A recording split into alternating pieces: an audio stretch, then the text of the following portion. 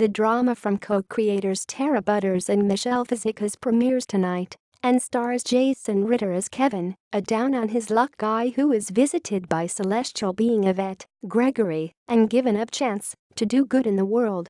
During a panel at the Television Critics Association's summer press tour, the show's team was asked about the nature of Yvette assisting in Kevin's journey and whether the show was at risk of employing the so-called magical Negro trope.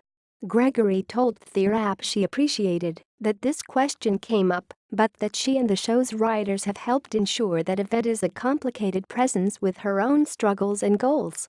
Michelle and Tara and we have had conversations, and they have real clear ideas of Yvette, the actress explained.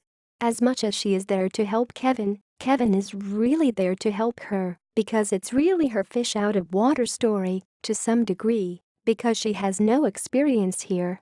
There is equitable time given to try to suss out what is in Yvette. Where did she come from, and what is she doing?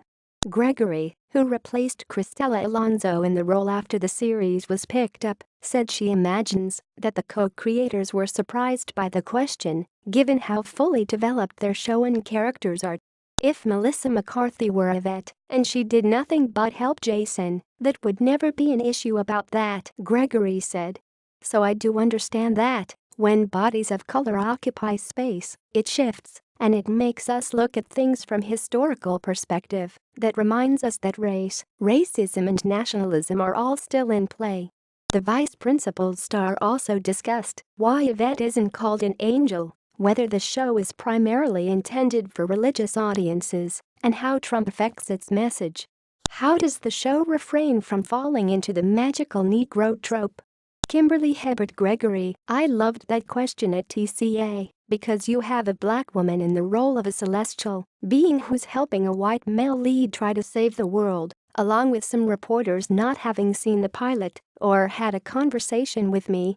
Michelle and Tara and we have had conversations, and they have real clear ideas of Yvette. As much as she is there to help Kevin, Kevin is really there to help her, because it's really her fish out of water story, to some degree, because she has no experience here. There is equitable time given to try to suss out what is in Yvette. Where did she come from, and what is she doing?